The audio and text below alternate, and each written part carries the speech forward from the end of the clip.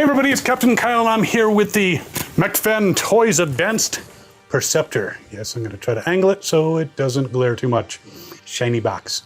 It is a third-party version of Perceptor. They're actually calling him Perceptor, so you know, that's brave. And you can see on the back he's got a bunch of stuff. I am going to break this thing out, go through it, and see if it's good for your collection. Because calculating variable probabilities probably is. But we'll figure it out. Be right back. All right, here comes the knife. It was almost like I was trying to make a Transformer sound, but it was more like a sawing sound. Never mind. Ignore that sound effect. So, we have instructions. We have indefinitely not plastic-free packaging. The box, by the way, is a little bit bent up, so it was had to yank to get this guy out. But you can see him here in his plastic prison. Ooh, and he looks like Perceptor. It's got more tape. So let's pop off the front plastic. Come on. Guns fall out. He's got a red gun and a black gun.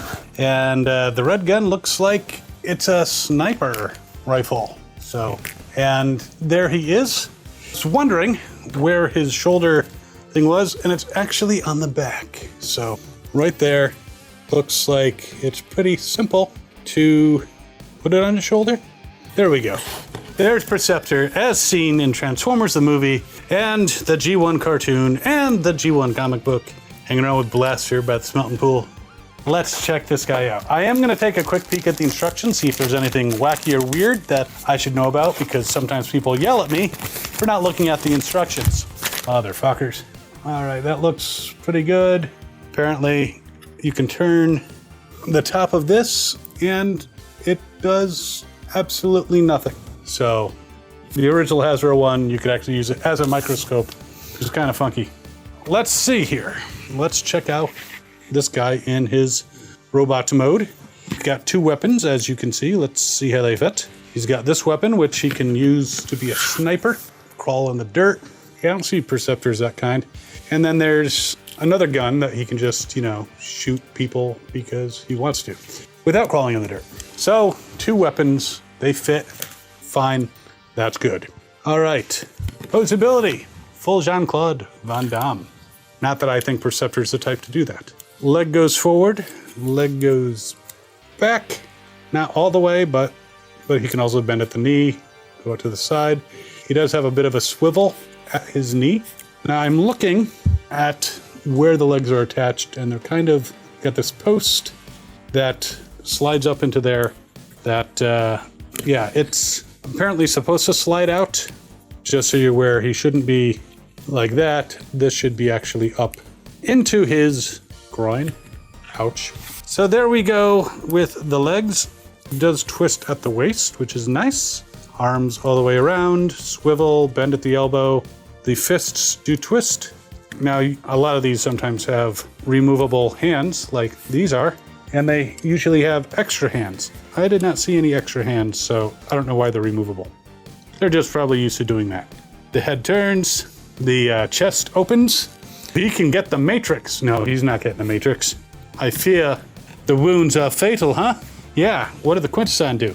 Brought him back after he was even worse. This would not be my medical plan if I was an Autobot. Of course, Ratchet bought it, and Fix-It was nowhere around, nor was First Aid, so. Posability, very good. You can see the back, not a ton of kibble. So, does he have ankle rockers? Kind of. I mean, he's got these feet here, and if you turn, slightly, not, I don't think they're meant to be ankle rockers, so I think he just has wide feet, so you can have him fall on his face. You can put him in relatively dynamic poses, and he can stay. Most of the time, he's going to look like he's trying to get out of the way of something. Oh my, that's shooting at me. Optimus would have handled it. Okay, he fell over again.